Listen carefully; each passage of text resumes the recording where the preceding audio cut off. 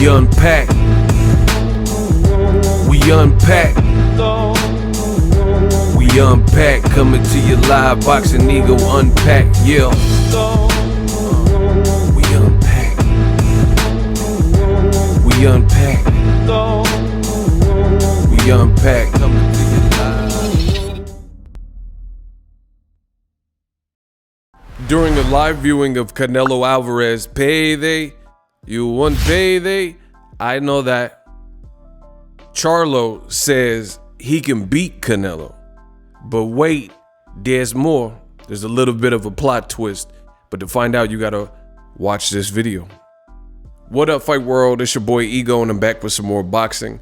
Listen, I don't know how you found my content, but somehow, some way you made it. Please help others arrive at the content by hitting the like button. It's free, it's quick, it's painless, it's simple, and it'll help attract others who are looking for the same type of content that you guys found in the sweet science, the #1 sport, boxing.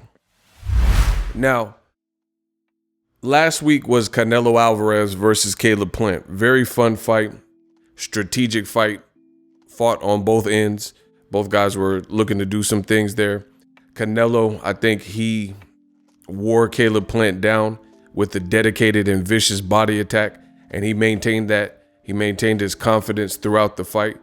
Caleb Plant was doing some nice things in there. He introduced some fighting toe-to-toe. He was using some movement and foot speed. He was using a lot of feints, and namely his jab.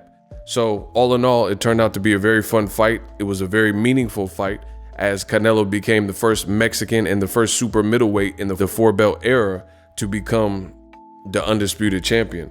So big honors for him. He gets to now enjoy the holidays. So with that being said, the fight was last week. In true Showtime fashion, for their big fights, they usually have a re-air where they'll rebroadcast the fight. So a week later, which was yesterday, David Benavidez, he was fighting. So to lead into the Benavidez brothers on the co-feature, Jose Benavidez, and then on the main event, David Benavidez, they replayed Canelo versus Caleb Plant in case people missed it or didn't order the pay-per-view. And after the David Benavidez affair, David Benavidez got the stoppage, called out Canelo, which I'll have some content coming about that. So you guys got to subscribe to my channel for the latest and greatest. Now, David Benavidez, he looked good. He got the stoppage again. He's on a tear. He called out Canelo. Afterwards, Showtime, they had an epilogue, which is basically the conclusion. They did the All Access episodes 1 and 2, and the epilogue shows you behind the scenes of what transpired the night of the fight, after the fight. People are mic'd up, so it's a good affair, which leads to the video you clicked on right now, the Charlo brothers. Yeah, Lions only, Houston, H-Town. Keep running your mouth, keep running your mouth. Jermell and Jermall Charlo attended the Canelo fight. They were there live, and interesting enough, they were both mic'd up, or the mic was pointing in their direction. So right now I'm gonna play it for you guys so you guys can listen to it. Roll the clip. Establish himself. Plant utilizing head movement, trying to take steam off the punches from Canelo. No time. Hey, no time. I could beat Canelo. I know. Canelo just missing with that right. I'm surprised the avid golfer. Boom. So you guys heard it yourself. Jermell Charlo. And see, this is the thing that was actually surprising. I'm sure when you guys seen the title, because of Jermall is in the 160-pound division, and he was the mandatory when Canelo was a champion after beating Gennady Golovkin at 160. Most people thought that it was Jermall Charlo who would have been making that comment, because his name is more so been linked. But shockingly enough, the person that made the comment was Jermell Charlo. And they show you guys, and you guys got to watch the epilogue, but from the looks of it, it looks like it was Jermell and Jermall both talking, and Jermell was the one that says, I could beat Canelo. So I want to know what you guys think about that. A little bit surprising, just based on the fact that he's the Charlo that just fought Castano, and he currently campaigns at 154, and Canelo got a knockout, another knockout, in the higher divisions at 168 pounds. So obviously the Charlo brothers, or at least Jermell, felt that he's seen something in Canelo that he can exploit. You guys, let me know what you guys think of that in the comment section. Now, I definitely don't see a Jermell fight happening. Possibly Jermall Charlo. I think that's more realistic. I think that's kind of what Showtime pitched, and it makes more sense to me.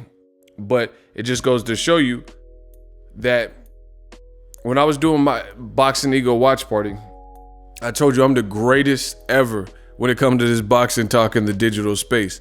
When I'm doing my Boxingego watch party, of course it's live. So I'm giving you guys my thoughts on the fly while it's happening. I don't know the conclusion. I don't know what the outcome's gonna be. All I know is what I'm watching in real time.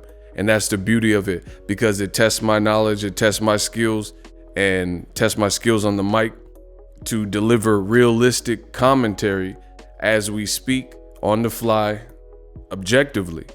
And ironically enough, in this epilogue, just hearing Jermell and Jermall exchange these words about, oh, I could beat Canelo, right? Just the fact that that conversation went on further lets me know that my commentary was on point when it comes to the Canelo and Caleb Plant fight. Because there was a lot of people who, a bunch of Canelo fans, they try to act like they were angry because I said the fight was competitive. And the fight, I had Caleb Plant up in the fight, which I really did. I think Canelo was doing good in spots, but he was getting out hustled and outworked. And the volume of what Caleb Plant was doing, the ring generalship, his defense, the way he was frustrating Canelo, you got to give him credit for that. Now, that's not to say the rounds weren't competitive and that Canelo wasn't winning some of the rounds, because he was. Vicious body shots, he was landing the harder shots.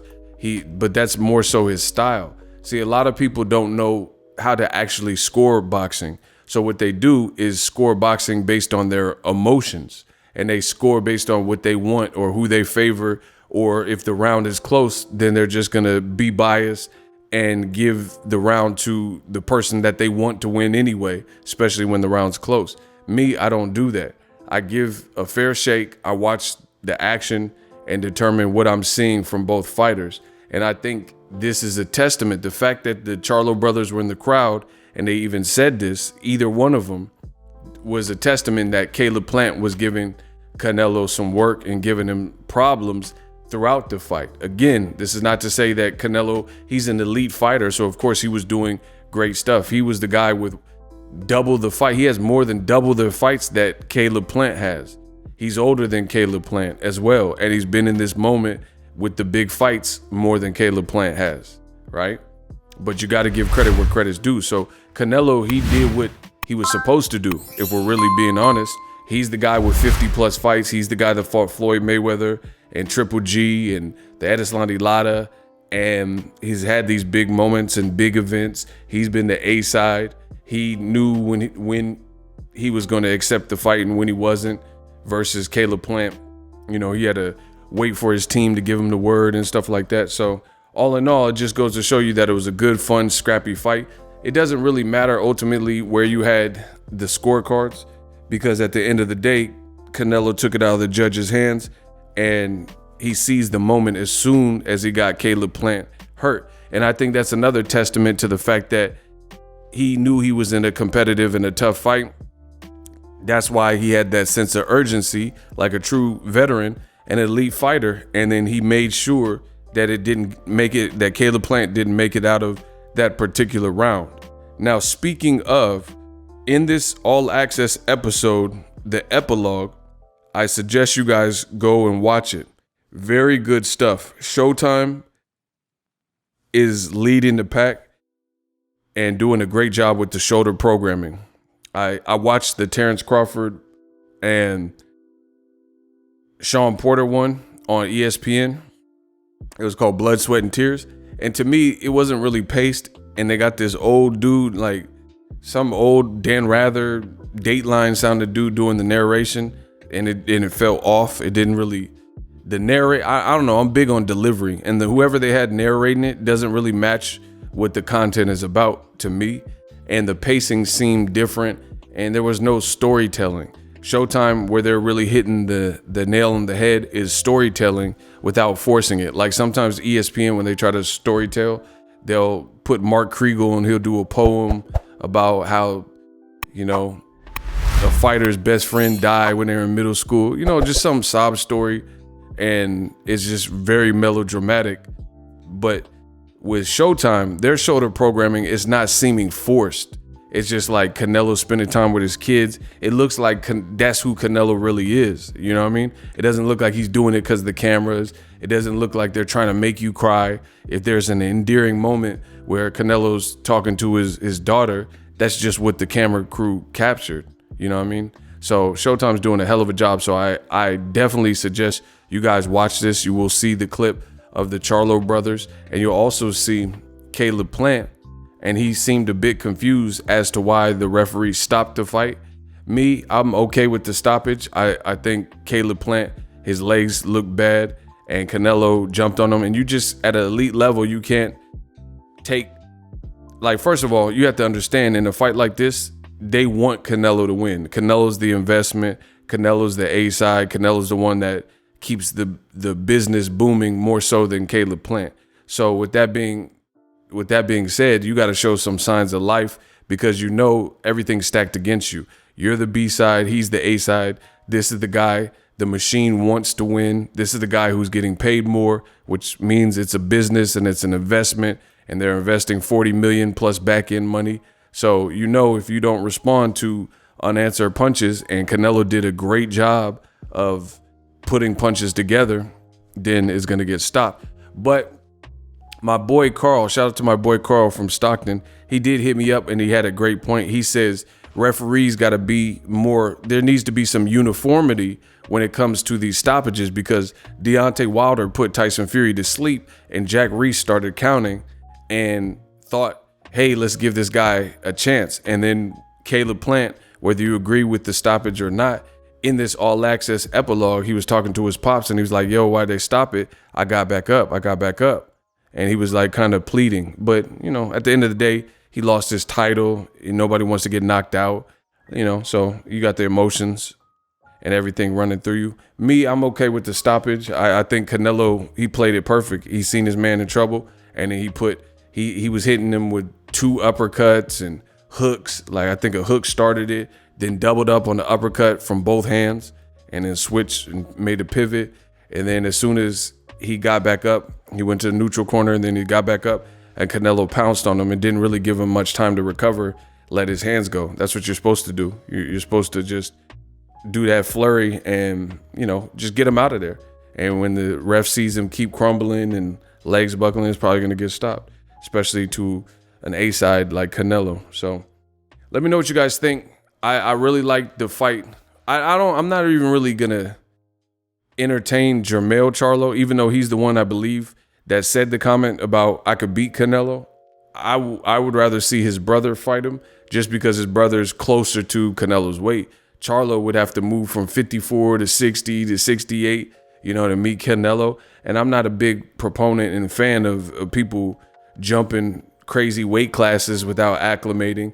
You know, it'd already be one thing for Jermall to move, but he's big Charlo. He's the Charlo that's a little bit bigger, and he's the Charlo that has already moved up to at least 160. So moving up to 168, you know, that'll be more realistic to me than Jermell moving up from 54 to 68 to fight Canelo. And then, you know, the other thing was a little bit weird is Jermell has frequently given Canelo a lot of praise and said he's pound for pound #1. So they must have seen something. I mean, you can ask them for more clarification, but based on them being mic'd up and with the mic capture, he said, I could beat Canelo. And he's the fighter. I know some Canelo Chupapi Muñeño fans, they're going to get mad because they're like, oh, why? How dare he say that? But they're fighters. What are they supposed to say? Oh, I'll get my ass beat. You know, every fighter feels they can probably beat anybody. It's just, it is what it is. But that goes to show you that my commentary was on point, because clearly they seen something, because Jermell has always given Canelo a lot of props, said he's pound for pound. So clearly they seen something in the fight that they felt Canelo looked beatable or looked vulnerable, you know? So hopefully, you know, either one of them, but for my 2 cents, hopefully Jermall gets the fight or David Benavidez. I think those are the 2 fights that make the most sense and make the most money and would be great fights since Canelo just became undisputed. Drop your thoughts in the comment section. Let me know how I did in this video.